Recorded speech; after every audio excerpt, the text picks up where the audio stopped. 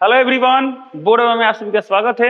हम संदीप गुप्ता और आप हमारे प्यारे प्यारे विद्यार्थीगण। तो आज की इस क्लास में हम सभी अल्टरनेटिंग करंट यानी प्रत्यावर्ती धारा का बिहार बोर्ड द्वारा जितने भी अभी तक ऑब्जेक्टिव क्वेश्चन पूछे गए हैं यानी जो भी PYQ क्वेश्चन है सभी ऑब्जेक्टिव क्वेश्चन डिस्कस करने वाले हैं। ओके, तो आपको बता दें कि पिछला लेक्चर में यानी पार्ट 1 में हम सभी प्रत्यावर्ती धारा का पूरा शॉर्ट नोट्स देखे थे, साथ ही साथ उससे संबंधित 40 VBI ऑब्जेक्टिव क्वेश्चन देखे थे। तो यदि आप वो वीडियो नहीं देखे हैं तो पहले आप जाकर उस वीडियो को देख ले, उसका लिंक डिस्क्रिप्शन बॉक्स में दे दिया गया है। उसके बाद से इस वीडियो को देखें, क्योंकि उस वीडियो को देखने के बाद इसमें के मैक्सिमम क्वेश्चन आप आसानी से सॉल्व कर सकते हैं। आई होप पूरा क्वेश्चन सॉल्व कर सकते हैं। तो चलिए क्लास शुरू करते हैं। चलिए देखते हैं पहला क्वेश्चन। क्वेश्चन नंबर 1 दिया है, धारितीय प्रतिघात का मान क्या होता है। तो धारितीय प्रतिघात माने क्या होगा, XC। तो बताइए XC का फॉर्मूला क्या होता है। तो हम लोग पढ़े थे 1/ωc। किस ऑप्शन में दिया है, ऑप्शन नंबर डी, तो DT कर दें। ओके, अगला सवाल देखिए, किसी प्रत्यावर्ती धारा का RMS मान और प्रत्यावर्ती धारा का शिखर मान के बीच संबंध क्या होता है। चलिए तो सभी ऑप्शन में IRMS का मान दिया है, तो हम लोग पढ़े थे IRMS इक्वल टू क्या होता है, I0/√2, और इसको हम क्या लिख सकते हैं 0.707 I0। तो किस ऑप्शन में दिया, ऑप्शन नंबर सी। तो सी क्या टिक कर देंगे, ऑप्शन नंबर सी टिक कर देंगे। अगला क्वेश्चन देखिए क्या दिया।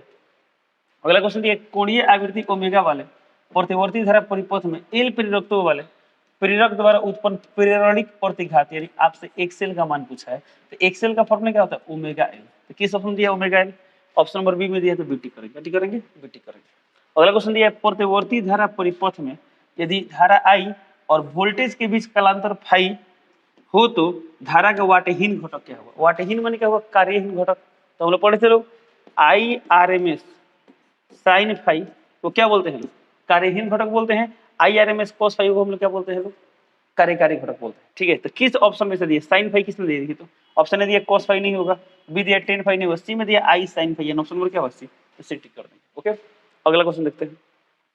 अगला क्वेश्चन दिया, प्रत्यावर्ती धारा के वर्गमूल माध्य मान यानी IRMS मान और शिखर मान का अनुपात यानी बटा में क्या होगा I0 क्या होता है शिखर मान। तब ये वाला अनुपात निकालना है। तब बताइए कैसे बनाएंगे, तो बहुत तरीके IRMS है। तो IRMS का फॉर्मूला क्या होता है I0/√2 और बटा में I0 है I0। I0 कैंसिल कितना आ गया 1/√2। अब देखिए किस ऑप्शन में दिया 1/√2, तो ऑप्शन नंबर बी, तो BT कर देंगे। ओके, अगला क्वेश्चन दिया है, किसी प्रत्यावर्ती परिपथ में I = 5 cos ωt एम्पियर तथा विभव 200 sin ωt वोल्ट है, तो परिपथ में शक्ति हानि क्या है। मैंने आपको क्या निकालना है, शक्ति व्यय का मान निकालना। अब शक्ति व्यय का जो फॉर्मूला था उसमें क्या था IRMS × VRMS cos फाई, यानी कहने को हमें cos फाई की जरूरत पड़ेगी। तो cos फाई माने क्या होगा, शक्ति गुणक। तो शक्ति गुणक निकालने से पहले क्या निकालना पड़ेगा, फाई। फाई माने होता है कलांतर। क्या होता है कलांतर। चलिए धारा के बीच और वोल्टता के बीच कलांतर निकालते हैं। क्या निकालते हैं कलांतर। तो कलांतर कैसे निकालते हैं, तो देखिए यहाँ और यहाँ का अंतर लेते हैं, कब, जब ये दोनों सेम रहे तब। तो यहाँ cos है और यहाँ sin है, इसमें किसी एक को चेंज करना हो गया, तो साइन को cos में चेंज कीजिए या cos को sin में चेंज कीजिए। मानिए हम cos को sin में बदलते क्या लिखेंगे यहाँ पर sin π/2 - ωt यानी sin 90 डिग्री माइनस ωt। अब बताइए इसके और इसके बीच का अंतर कितना है, तो कितने का अंतर है π/2 का अंतर है, यानी फाई का मान आएगा π/2। और जब फाई का मान π/2 है तो cos फाई का मान कितना आएगा, तो cos π/2 यानी cos 90 का मान कितना आएगा 0। तो जब cos 90 का मान 0 तो शक्ति व्यय भी क्या होगा 0 होगा। ऑप्शन नंबर क्या होगा डी, तो DT कर दो। अगला क्वेश्चन देखते हैं। अगला क्वेश्चन ये, शिखर धारा I0 और वर्ग माध्य मूल मान IRMS में संबंध क्या है। सभी ऑप्शन में I0 दिया। क्या दिया है I0, तो हम लोगों ने पढ़ा था IRMS = I0/√2। किसका मान निकालना, I0 का मान निकालना है। तो I0 का मान क्या आएगा, तो √2 इधर बटा में है, इधर क्या गुणा हो जाता है, क्या हो जाएगा √2 IRMS। कौन सा ऑप्शन में दिया है, तो ऑप्शन नंबर ए में दिया है, तो 80 करेंगे। 80 करेंगे, 80 करेंगे। अगला क्वेश्चन दिया, प्रतिघात का मात्र क्या होता है। तो प्रतिघात हो, प्रतिबाधा हो या प्रतिरोध हो, तीनों का सही मात्रा क्या होता है, ओम होता है। यानी ऑप्शन नंबर क्या होगा बी, तो BT कर। ओके, चलिए चलते हैं अगला क्वेश्चन पे। अगला क्वेश्चन दिया है, तप्त तार एमीटर मापता है प्रतिवर्ती धारा, यानी तप्त तार एमीटर प्रतिवर्ती धारा क्या मापता है, तो हम जानते हैं वर्ग माध्य मूल मान मापता है, यानी IRMS का मान मापता है। ए दिया है उच्चतम मान यानी शिखर मान, गलत। बी दिया औसत मान, गलत। सी दिया मूल औसत वर्ग धारा, यानी ऑप्शन नंबर सी क्या होगा, सी होगा। ओके, अगला क्वेश्चन दिया, एक प्रतिवर्ती विद्युत धारा का समीकरण I = 0.6 sin 100πt से निरूपित है विद्युत धारा की आवृत्ति। क्या निकालना है, आवृत्ति। आवृत्ति नहीं, किसका मान निकालना, न्यू का मान निकालना। ओके, अब न्यू का फॉर्मूला क्या होता है ω/2π, यानी अभी न्यू का मान तभी निकाल पाएंगे जब आपको ओमेगा का मान पता हो। जिसका मान पता है ओमेगा का, तो फिर ओमेगा होता क्या है, कोणीय आवृत्ति होता है। तो हम लोग पढ़े थे I का फॉर्मूला क्या होता है, I बराबर होता है I0 sin ωt तो जब इस समीकरण की तुलना इससे करें तो बताइए क्या मिलेगा ओमेगा का मान। तो ओमेगा कहाँ पर है, साइन और टी के बीच। तो बताइए इसमें साइन और टी के बीच क्या है, 100 पाई है, यानी 100 पाई क्या है, ये है ओमेगा का मान। तो जहाँ ओमेगा है वो कितना लीजिए 100 पाई, अब बटा में कितना है 2 पाई, तो पाई पाई कैंसिल कितना आएगा 2 इंटू यहाँ 50 कितना आएगा 50, यानी यहाँ पाएगा 50 हर्ट्ज। तो देखिए किस ऑप्शन में दिया है 50, ऑप्शन बी में दिया है, तो बीटी करेंगे, ठीक करेंगे ऑप्शन में बीटी करेंगे। चलते वाला क्वेश्चन पे। अगला क्वेश्चन दिया है प्रतिवर्ती धारा के शिखर मान तथा वर्ग माध्य मूल मान का अनुपात क्या होता है।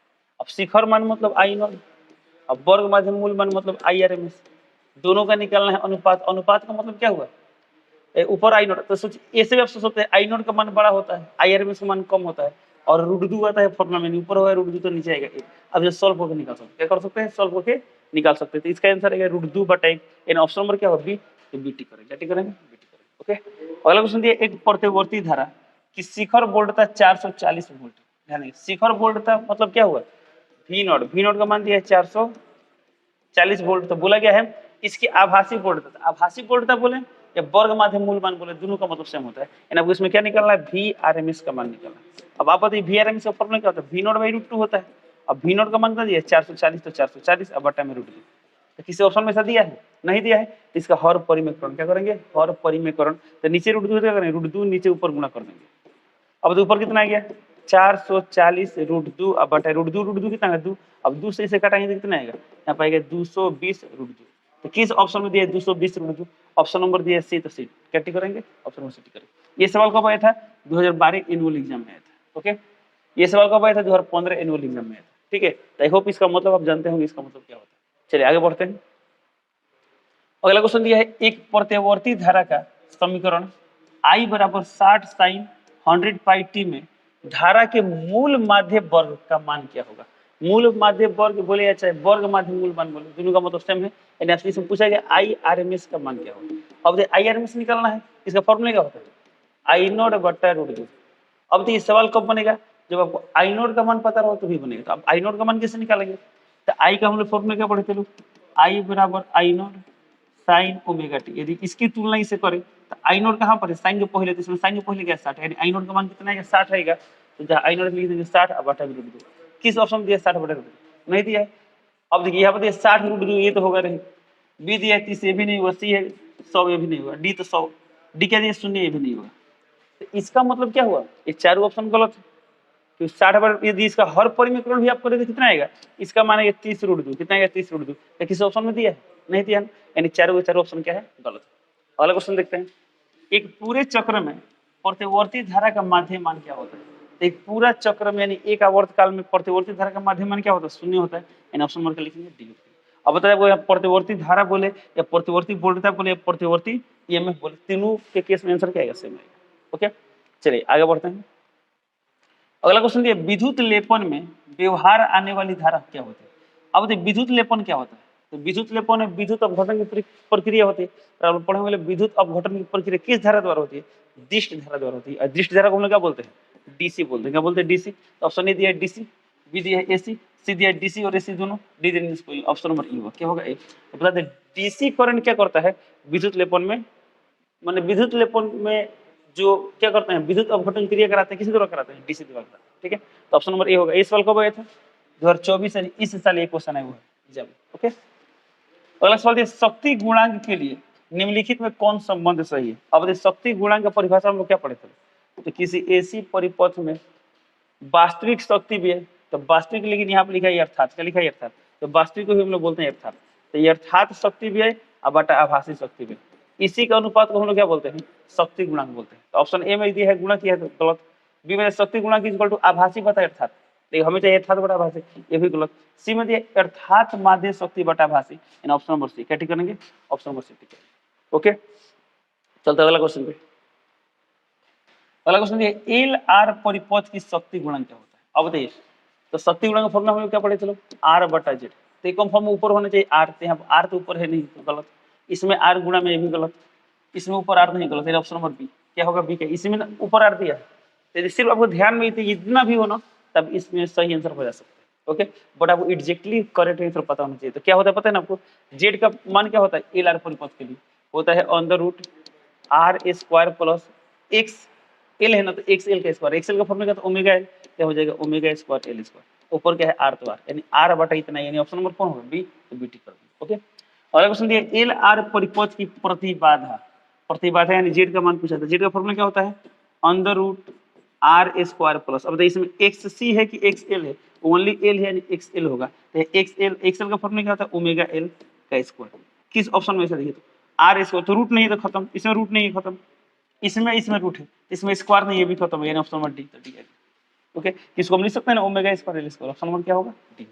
चलते हैं अगला क्वेश्चन पे, अगला क्वेश्चन 19 नंबर, यदि प्रत्यवर्ती धारा तथा विद्युत वाहक बल के बीच फाई कोण का कलांतर हो तो शक्ति गुणांक का मान क्या होता है, तो शक्ति गुणांक का फॉर्मूला क्या होता है cos फाई, तो ऑप्शन ए दिया tan फाई गलत, बी दिया cos स्क्वायर फाई गलत, सी दिया sin फाई गलत, डी यानी cos फाई, ऑप्शन नंबर क्या होगा डी होगा। नेक्स्ट क्वेश्चन दिया r इंटू सी का विमीय सूत्र क्या होता है, तो r इंटू सी आप लोग पढ़े लो, r क्या होता है प्रतिरोध, c क्या होता है संधारित्र की धारिता होता है, तो दोनों के गुणनफल का आपको विमीय सूत्र निकालना है, ठीक है। तो अब विमीय सूत्र कैसे निकालेंगे, तो हम एक ऐसा फॉर्मूला देखते हैं इसमें दो तरीके, आप r का अलग विमीय सूत्र लिखिए, c का अलग लिखिए, मल्टीप्लाई करें आंसर आएगा, बहुत डिफिकल्ट होगा, तो एक काम करते हैं एक ऐसा फॉर्मूला लिखते हैं इसमें दोनों आ जाए, तो हम लोग फॉर्मूला पढ़े लो एक्स सी बराबर 1/ओमेगा c। ओके, अब आपको पता होगा इसका विमीय सूत्र क्या होता है प्रतिरोध के विमीय सूत्र के समान होता है, देखिए इसका विमीय सूत्र r के इक्विवेलेंट होगा तो r लिख देते हैं, यहाँ पे 1/ओमेगा c, हमें किसका प्रतिरोध निकाल, किसका विमीय सूत्र निकालना है r इंटू सी का, तो यहाँ पर r इंटू सी कर दें, यहाँ r इंटू सी का मान क्या आएगा 1/ओमेगा, तो 1/ओमेगा, तो 1/ओमेगा, ओमेगा को हम निकाल सकते हैं 2 pi into new, 2 pi into new. अब इसमें देखिए 1/2 2 पाई है, तो 2 पाई है तो विमीय सूत्र होता नहीं, यानी सिर्फ न्यू की बात करेंगे। अब 1/न्यू क्या होता है, तो हम लोग पढ़े चलो न्यू बराबर 1/टी, तो क्या यहाँ हम लिख सकते हैं टी बराबर 1/न्यू, यानी 1/न्यू को तो हम लिख सकते हैं टी, क्या लिख सकते हैं टी। अब टी माने क्या है आवर्तकाल, आवर्तकाल का विमीय सूत्र क्या होता है टी होता है, तो किस ऑप्शन में दिया है टी, तो यहाँ दिया टी इनवर्स गलत, यहाँ दिया टी के पावर -2 गलत, टी के पावर 0 गलत, ऑप्शन नंबर डी में देखिए m0 l0 टी, तो सिर्फ टी है तो ऑप्शन नंबर डी, क्या टी करेंगे ऑप्शन नंबर डी टी करेंगे। अगला क्वेश्चन पे चलते हैं, अगला क्वेश्चन दिया है प्रतिवर्ती धारा परिपथ में अर्थात माध्य शक्ति का व्यंजक क्या होता है, अब देखिए माध्य शक्ति का व्यंजक बताना है, तो पी एवरेज का फॉर्मूला क्या होता है, तो हम लोग पढ़े चलो V R M S into I R M S cos phi, तो यहाँ v के बदले क्या लिखा गया ई, क्या लिखा गया ई, तो ई भी सही है क्या, ई तो ईएमएफ होता है ना, तब देखना E R M S I R M S, इसमें कोई आई आर एम एस सही नहीं गलत, यदि आई आर एम एस इसमें कोई भी वाला बात क्या है नहीं, इसमें E R M S I R M S but यहाँ साइन फाई लिखा है गलत, ऑप्शन नंबर डी क्या होगा डी, तो हम पढ़े चलो V R M S into I R M S cos phi, यहाँ पर लिखा है v के बदले ई लिखा है सही, तो ऑप्शन नंबर क्या होगा डी। ओके, अगला क्वेश्चन दिया शक्ति गुणांक के बराबर क्या होता है, तो शक्ति गुणांक का फॉर्मूला क्या होता है हम लोग पढ़े लो r/z, r/z कहाँ है ऑप्शन नंबर ए में, तो 80 करेंगे। चलते वाला क्वेश्चन पे, क्वेश्चन नंबर 23 दिया एल आर परिपथ में कलांतर होता है, अब देखिए कलांतर निकालना है, तो अब यदि याद है तो अच्छी बात है, नहीं याद है ना तो आप प्रतिबाधा रेखा बनाइए, जब भी आपसे कलांतर पूछे प्रतिघात पूछे प्रतिबाधा इस टाइप कोई क्वेश्चन पूछे ना, तब जब ये प्रतिबाधा रेखा बना लेंगे तो आसानी से बता सकते हैं। इसमें क्या था यहाँ पर फाई था, यहाँ पर आर था, यहाँ पर एक्स वाला बात था, तो यदि सी परिपथ है तो सी रहेगा, एल परिपथ एल रहेगा, परिपथ में दोनों जुड़ा है तो दोनों ले लेंगे, दोनों में कैसे लेते हैं अंतर लेते हैं, और ये जेड ये आपको याद होगा ठीक है। अभी हम लिखा है एल आर, तो एल में क्या है सिर्फ यहाँ पर एक्सएल होगा, एक्सएल का फॉर्मूला क्या होता है ओमेगा एल, आर है तो आर है ठीक है जेड। अब क्या निकालना है कलांतर फाई का मान निकाला, फाई का मान किसके टर्म में कॉस के टर्म में, साइन के टर्म में, टेन के टर्म में, किसी भी टर्म में निकाल सकते हैं। ओके, तो चेक करते हैं, अब यहाँ पे देखिए क्या देखिए साइन इनवर्स, तो बताइए साइन थीटा का फॉर्मूला क्या होता है, लिख सकते हैं साइन फाई बराबर पी बटा एस, यानी क्या हो गया यहाँ पर ओमेगा एल बटा जेड, यानी phi equal sine inverse omega L बटा जेड, तो यहाँ तो दिया है बटा मार के गलत। जब हम लोग पढ़े तो प्रैक्टिस भी किए थे लोग कि जनरली 10 के रूप में हम लेते हैं, तो बताइए यहाँ सब 10 फाई का मान निकल कितना आएगा, तो 10 का फॉर्मूला क्या होता है पी बटा बी, इस फाई के लिए पी कितना है ओमेगा एल, अब बटा बी कितना है बी माने आधार आर, तो आर, तो यहाँ से फाई का मान कितना आ गया 10 इनवर्स ओमेगा एल बटा आर, किसी ऑप्शन में दिया है तो ऑप्शन नंबर सी में दिया है, तो सी क्या टिक करेंगे सी टिक करेंगे। ओके, अगला क्वेश्चन देखते हैं, दिया पीरियोडिक प्रतिघात होता है, तो पीरियोडिक प्रतिघात माने क्या हुआ आपसे पूछा गया एक्स एल का मान, एक्सएल का फॉर्मूला क्या होता है ओमेगा एल, देखिए किसी ऑप्शन में है तो सभी देखिए ऑप्शन में कहीं ओमेगा दिखाई नहीं दे रहा है लेकिन एफ दिखाई दे रहा है, तो एफ क्या होता है आवृत्ति होता है, तो हम आवृत्ति को न्यू लिखें या एफ लिखे दोनों का मतलब सेम होता है, तो इस क्वेश्चन में एफ लिखा है तो हम एफ ही लिखेंगे। अब ओमेगा नहीं है तो ओमेगा को हम चेंज करेंगे, तो ओमेगा का फॉर्मूला क्या होता है 2 पाई इंटू न्यू, तो न्यू को पता हम क्या लिखेंगे एफ, और यहाँ एल है, किस ऑप्शन में दिया है 2 पाई एफ एल, तो 2 pi F L option number A में दिया है 8, क्या टिक करेंगे ऑप्शन नंबर 8 टिक करेंगे। ओके, चलते अगला क्वेश्चन पे, अगला क्वेश्चन है दिष्ट धारा के लिए प्रेरणिक प्रतिघात होता है। अब ध्यान दीजिए, प्रेरणिक प्रतिघात यानी क्या पूछा है, XL का मान पूछा। अब XL का फॉर्मूला क्या होता है, ओमेगा इंटू एल होता है। अब दिष्ट धारा के लिए बोला, दिष्ट धारा के लिए ओमेगा का मान पता है, नहीं पता, न्यू का तो मान पता होगा, तो हम लोग पढ़े थे लोग, दिष्ट धारा की आवृत्ति शून्य होती है। कितना होती है, शून्य होती है। अब आवृत्ति का मान दिया शून्य, अब वो ओमेगा का मान निकालना है, तो क्या होता है फॉर्मूला बताइए। तो पढ़े लो, nu equal to omega by 2 pi, omega by 2 pi. और यहाँ पर लिख सकते हैं न्यू को बदले ओमेगा बाई 2 पाई, यहाँ जीरो है तो जीरो, यानी ओमेगा का भी मान क्या है, जीरो आएगा। तो जब ओमेगा का मान जीरो, तो जीरो इंटू एल कितना है, जीरो, यानी ओवरऑल जीरो आएगा। यानी प्रेरणिक प्रतिघात दिष्ट धारा के लिए क्या होता है, शून्य होता है। यानी ऑप्शन नंबर क्या होगा, ऑप्शन नंबर होगा ए। तो ए कैटी करेंगे, एटी करेंगे। ओके, चलिए अगला क्वेश्चन दिया है, किसी LCR परिपथ में अनुनाद की स्थिति में आरोपित वोल्टेज तथा धारा के बीच कालांतर क्या होता है। तो आपको याद होना चाहिए क्या होता है, शून्य, तो ऑप्शन नंबर डी करेंगे। नहीं याद है तो निकाल सकते हैं, कैसे, तो अनुनाद की स्थिति में क्या होता है, तो अनुनाद की स्थिति में XC बराबर XL होता है, जिसके कारण क्या होता है, उसमें परिणामी जो मैंने पूरा प्रतिबाधा होता है जेड का मान आर के बराबर होता है। किस बराबर होता है, आर के बराबर होता है। अब बोला एक कालांतर, तो कालांतर निकालना था, कोस फाई निकाल दें, तो कोस फाई का फॉर्मूला क्या होता है, आर बटा जेड, तो लिखेंगे आर बटा जेड। अब बताइए इसमें आर और जेड जब बराबर है तो कट कितना आएगा, एक आएगा, एक। अब कोस फाई का मान एक, हमें निकालना है फाई का मान, तो कोस कितना का मान एक होता है, तो पढ़े हैं कोस जीरो का मान एक होता है, तो 0 डिग्री होगा। यानी ऑप्शन नंबर डी, क्या ठीक करेंगे, डी करेंगे। ओके, चलते वाला क्वेश्चन पे। अगला क्वेश्चन देखिए, केवल धारिता युक्त प्रत्यवर्ती धारा, धारिता युक्त मान क्या होगा, सिर्फ सी परिपथ की बात, किसकी बात कर रहे हैं, सी परिपथ की बात कर रहे हैं। तो सी परिपथ में धारा और वोल्टता के बीच कलांतर कितना होता है, तो हम जानते हैं सी परिपथ में कलांतर कितना होता है, 90 डिग्री। ऑप्शन नंबर बी, क्या टिक करेंगे, ऑप्शन नंबर बी टिक करेंगे। प्रतिबाधा का मात्रक क्या होता है, प्रतिघात, प्रतिबाधा, प्रतिरोध, तीनों का सही मात्रक क्या था, ओम। इन ऑप्शन नंबर ए, क्या टिक करेंगे, ए टिक करेंगे। प्रतिबाधा का सही मात्रक क्या होता है, ओम होता है। ये सवाल कब आया है, 2024, यानी ये भी सवाल इस साल ही आया है। ओके, आगे बढ़ते हैं। अगला सवाल है, एसी परिपथ में शक्ति केवल व्यय होती है। अब देखिए शक्ति व्यय किसमें होती है, तो शक्ति व्यय में एक टर्म था ना, VRMS into IRMS into cos phi, शक्ति गुणक। यदि शक्ति गुणक का मान जीरो तो शक्ति व्यय जीरो होगा। अब बताइए प्रतिरोध में फाई का मान क्या होता है, इसमें फाई का मान होता है जीरो, तो यहाँ पे फाई का मान जीरो लेते cos जीरो का मान होता है एक, यानी इसमें शक्ति व्यय होगा। प्रेरकत्व होता है 90, तो cos 90 का मान जीरो, इसमें शक्ति व्यय नहीं होगा। इसमें भी 90 होता है, यानी cos 90 का मान जीरो से नहीं होगा। यानी ऑप्शन नंबर ए, क्या टिक करेंगे, ऑप्शन नंबर ए टिक करेंगे। अगला सवाल दिया है, निम्नलिखित में कौन एक संधारित्र द्वारा अवरुद्ध है। अवरुद्ध माने संधारित्र रूप से पास नहीं होने देता है। तो ऑप्शन ए दिया एसी, तो ना एसी तो पास करता है। बी दिया डीसी, तो जी बिल्कुल संधारित्र डीसी धारा को पास नहीं होने देता। ऑप्शन नंबर क्या होगी, तो डीसी धारा को पास क्यों नहीं होने देता है, तो इसके बारे में पूरा बढ़िया से हम लोग बात किए हैं लोग पिछला लेक्चर में। ओके, तो हम लोग क्या देखा था लोग, देखे थे लोग कि जो डीसी होता है, डीसी, तो डीसी का जो धारितीय प्रतिघात होता है क्या होता है, डीसी पर जब हम क्या करते हैं, संधारित्र आरोपित करते हैं, तो प्रतिघात का मान अनंत हो जाता है। क्या होता है, अनंत, इसलिए धारा प्रवाह नहीं होने देता। ओके, इसका ऑप्शन नंबर बी होगा। चलिए आगे बढ़ते हैं। पहला सवाल दिया, ट्रांसफार्मर के लिए निम्नलिखित में कौन सही है। ऑप्शन ए दिया है, यह एसी को डीसी में बदलता है, गलत है, क्यों, हम पढ़े थे ट्रांसफार्मर का क्या है, निम्न एसी वोल्टता को उच्च एसी वोल्टता में बदलना है, या उच्च एसी वोल्टता को निम्न एसी वोल्टता में बदलना है। ठीक है, बट ये बोला एसी को डीसी में बदलता है। आपको पता होना चाहिए एसी को डीसी में कौन बदलता है, डिस्टिकारी। कौन बदलता है, डिस्टिकारी से हम लोग बोलते हैं रेक्टिफायर बोलते हैं। इस चीज को आप लोग पढ़ेंगे मॉडर्न फिजिक्स में पढ़ेंगे। ओके, तो ये ऑप्शन गलत है, डीसी को एसी में बदलता है, ये भी गलत है। जनरली घर में क्या होता है, इन्वर्टर लगा होता है, इन्वर्टर, तो इन्वर्टर क्या करता है, बैटरी के धारा को एसी में बदलता है, यानी क्या होता है, डीसी को एसी में बदलता है। ऑप्शन सी दिया, डीसी वोल्टता को बढ़ाता है घटाता है, ये भी गलत है। ट्रांसफार्मर क्या करता है, एसी वोल्टता को कम या ज्यादा करता है, तो ऑप्शन नंबर डी होगा, यह एसी वोल्टता को बढ़ाता है या घटाता है। ठीक है, अगला सवाल है, अपचाई ट्रांसफार्मर। अपचाई माने क्या हुआ, डाउन करना, स्टेप डाउन। किसकी बात कर रहा है, स्टेप डाउन ट्रांसफार्मर में कौन सी राशि घटती है, तो बता दे डाउन हो रहा है, डाउन, इसमें वोल्टेज भी घटता है, इसमें फेरों की संख्या भी घटता है, सिर्फ एक चीज उल्टा काम करता है, वो क्या होता है, धारा। क्या होता है, धारा। ये टर्म ध्यान में एकदम रखेंगे, बहुत सारे स्टूडेंट इसमें कंफ्यूज होते हैं।